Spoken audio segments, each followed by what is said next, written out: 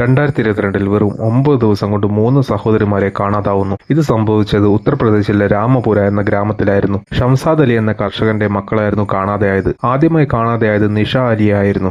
ഇത് സംഭവിക്കുമ്പോൾ ബാക്കി 2 പെൺമക്കൾക്കും പ്രായപൂർത്തിയാകാത്തതിനാലും ഇരയുടെ ജീവിക്കാനുള്ള അവകാശത്തെ ബഹുമാനിച്ചുകൊണ്ടും അവരുടെ പേര് വിവരങ്ങളൊന്നും നമ്മുടെ ചാനൽ പുറത്തുവിടുന്നതല്ല. ഈ 9 ദിവസത്തിനുള്ളിൽ എന്താണ് ഉത്തർപ്രദേശിലെ രാമപുരത്ത് നടന്നതെന്ന് പറയുന്നതിന് മുൻപ് ഒരു കാര്യം പറയട്ടെ. നിങ്ങളുടെ സപ്പോർട്ട് ഉള്ളത് കൊണ്ട് മാത്രമാണ് ഈ ചാനൽ മുൻപോട്ട് കൊണ്ടുപോകാൻ കഴിയുന്നത്. അതുകൊണ്ട് ചാനൽ സബ്സ്ക്രൈബ് ചെയ്ത് നിങ്ങളുടെ വിലയേറെ അഭിപ്രായങ്ങൾ രേഖപ്പെടുത്തണമെന്നും വിനീതമായി അപേക്ഷിക്കുന്നു. ഷംസാദ് അലി വളരെ ദാരിദ്ര്യം അനുഭവിക്കുന്ന ഒരു കുടുംബത്തിലെ ഗൃഹനാഥനായിരുന്നു. 2022 ഡിസംബർ 21 രാവിലെ ഏകദേശം 6 മണിയോടുകൂടി ഷംസാദ് അലി തന്റെ മൂത്ത മകളായ നിഷ അലിയെ കാണാഞ്ഞിട്ട് അവളുടെ കിടപ്പുമുറിയുടെ വാതിൽ മുട്ടി. പക്ഷേ വാതിൽ തുറന്നത് അദ്ദേഹത്തിന്റെ 3ാമത്തെ മകളായിരുന്നു. അകത്തേക്ക് നോക്കിയ ഷംസാദിന് തന്റെ മൂത്ത മകളായ നിഷയെ മാത്രം അവിടെ കാണാൻ പറ്റിയില്ല. അദ്ദേഹത്തിന് മാത്രമല്ല, വീട്ടിലുള്ള ആർക്കും നിഷയെ പറ്റി ഒരു അറിവും ഉണ്ടായിരുന്നില്ല. നിഷ ചിലപ്പോൾ രാവിലെ കൃഷിയിടങ്ങളിലേക്ക് തനിയെ പോകാറുണ്ടായിരുന്നു. അതുപോലെ പോയതാകുമെന്ന് കരുതി അദ്ദേഹം അവളെ കാത്തിരുന്നു. പക്ഷേ സമയം ഒരുപാട് കഴിഞ്ഞിട്ടും അവളെ കാണാഞ്ഞതുകൊണ്ട് ഷംസാദ് പോലീസിൽ മിസ്സിംഗ് കേസ് രജിസ്റ്റർ ചെയ്തു. പോലീസ് അന്വേഷണം നടത്തിയെങ്കിലും ഒരാഴ്ചയായിട്ട് നിഷയെക്കുറിച്ച് യാതൊരു വിവരവും ലഭിച്ചില്ല.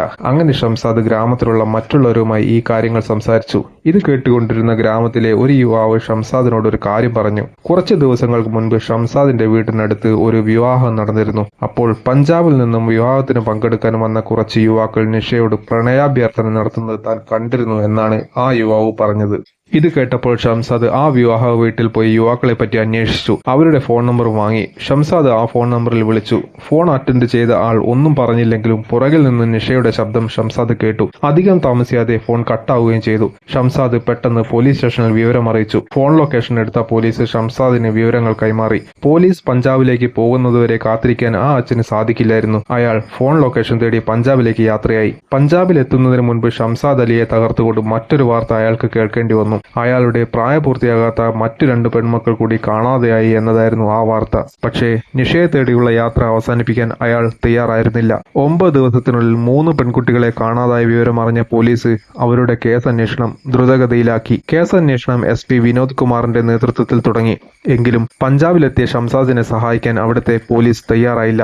കേസ് രജിസ്റ്റർ ചെയ്ത ഉത്തർപ്രദേശിലെ പോലീസിൽ നിന്നും കേസിനെ കുറിച്ചുള്ള ഒരു ഡീറ്റെയിൽസ് കിട്ടാത്തതുകൊണ്ട് പഞ്ചാബിൽ ഒരു തരത്തിലുള്ള അന്വേഷണവും നടത്താൻ പറ്റില്ലെന്ന് പഞ്ചാബ് പോലീസ് പറഞ്ഞു. അങ്ങനെ നിസ്സഹായനായ ഷംസാദ് ഉത്തർപ്രദേശിലേക്ക് തന്നെ തിരിച്ചു. അപ്പോഴേക്കും അവിടെയുള്ള SP പോലീസിനെ 3 ടീമാക്കി തിരിച്ച് അന്വേഷണം തുടങ്ങി. ആദ്യം കല്യാണം നടന്ന വീട്ടിൽ നടത്തിയ അന്വേഷണത്തിൽ രാഹുൽ എന്ന യുവാവാണ് നിഷ അലിയുമായി സൗഹൃദത്തിലായതെന്ന് പോലീസിന് മനസ്സിലായി. കല്യാണ വീട്ടിൽ നിന്നും കിട്ടിയ മറ്റൊരു നമ്പറിൽ പോലീസ് ഫോൺ ചെയ്തപ്പോൾ ഭരത് സിംഗ് എന്നൊരു യുവാവാണ് ഫോൺ അറ്റൻഡ് ചെയ്തത്. അയാളുടെ പുറകിൽ നിന്നും ഷംസാദിന്റെ ഇളയ പുത്രിയുടെ ശബ്ദം പോലീസും ഷംസാദും കേട്ടു. വിളിക്കുന്നത് അച്ഛനാണെന്ന് മനസ്സിലായ കുട്ടി ഇനി എനിക്ക് വീട്ടിലേക്ക് വരാൻ പറ്റില്ല എന്ന് കരഞ്ഞുകൊണ്ട് അച്ഛനോട് പറഞ്ഞു. പോലീസ് സമയം പാഴാക്കാതെ പഞ്ചാബിൽ ലൊക്കേഷൻ ട്രേസ് ചെയ്ത് എത്തിയെങ്കിലും ആ വീട്ടിൽ ആരുമില്ലായിരുന്നു. പിന്നെ പോലീസ് അന്വേഷണം നടത്തിയെങ്കിലും മാസങ്ങളോളം ഇവരെ പറ്റി യാതൊരു വിവരവും ലഭിച്ചില്ല.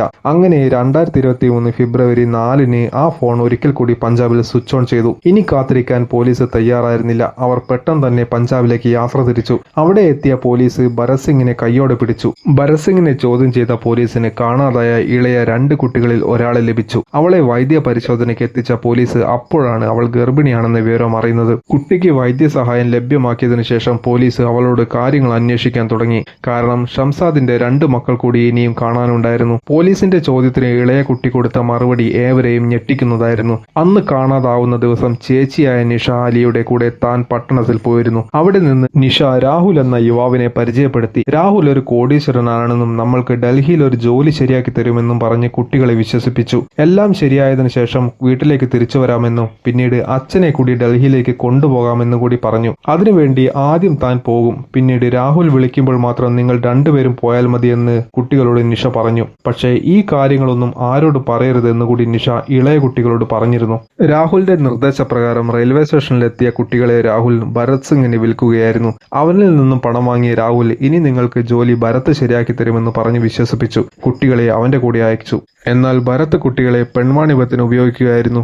ഭരത്തിനെ കൂടുതൽ ചോദ്യം ചെയ്ത പോലീസ് മറ്റേ പെൺകുട്ടിയെ കൂടി കണ്ടെത്തി. പിന്നീട് രാഹുലിനെ കേന്ദ്രീകരിച്ച് നടത്തിയ അന്വേഷണത്തിൽ രാഹുലിനെയും നിഷയെയും പോലീസ് അറസ്റ്റ് ചെയ്തു. ഇനിയൊന്നും ഒളിപ്പിച്ചു വെക്കാൻ സാധിക്കില്ലെന്ന് മനസ്സിലാക്കിയ രാഹുൽ കുട്ടികളെ വിറ്റ് കിട്ടുന്ന പണം കൊണ്ട് ഡൽഹിയിൽ ബിസിനസ് ചെയ്ത് സുഖമായി ജീവിക്കാൻ വേണ്ടി തന്റെ കാമുകിയായ നിഷയുടെ പ്ലാനാണ് ഇതെല്ലാം എന്ന് തുറന്നു പറഞ്ഞു. പിന്നീട് പോലീസ് നിഷയെയും രാഹുലിനെയും ഭരത്തിനെയും ജയിലിൽ അടച്ചു. ഗർഭിണിയായ കുട്ടിയുടെ അബോർഷൻ ചെയ്യാൻ അവളുടെ മാതാപിതാക്കൾ അധികാരികളെ കണ്ടെങ്കിലും ഒരു കാര്യവും ഉണ്ടായില്ല എന്നാണ് ലഭിക്കുന്ന വിവരം. നിങ്ങൾക്ക് ഈ വീഡിയോ കണ്ടിട്ട് എന്താണ് തോന്നുന്നത്?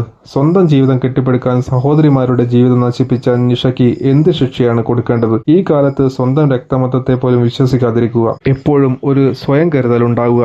ഒരുപാട് ജീവിതങ്ങൾ കണ്ടവരാണ് നമ്മുടെ മാതാപിതാക്കൾ. അതുകൊണ്ട് തീരുമാനങ്ങൾ എടുക്കുമ്പോൾ അവരുടെ വാക്കുകൾ കൂടി ഓർക്കുക. പിന്നെ നിങ്ങളുടെ സപ്പോർട്ട് കൊണ്ട് മാത്രമാണ് ഈ ചാനൽ മുൻപോട്ട് കൊണ്ടുപോകാൻ കഴിയുന്നത്. അതുകൊണ്ട് സബ്സ്ക്രൈബ്, കമന്റ്, ലൈക്ക് എന്നിവ ചെയ്ത് ഞങ്ങളെ സപ്പോർട്ട് ചെയ്യണമെന്ന് വിനീതമായി അപേക്ഷിക്കുന്നു. പിന്നെ എപ്പോഴും പറയാറുള്ളത് പോലെ ഈ ലോകത്തിലെ എല്ലാ ജീവജാലങ്ങൾക്കും നല്ലത് മാത്രം വരട്ടെ എന്ന് പ്രാർത്ഥിച്ചുകൊണ്ട് ഇന്നത്തെ ഈ എപ്പിസോഡ് ഇവിടെ അവസാനിപ്പിക്കുന്നു.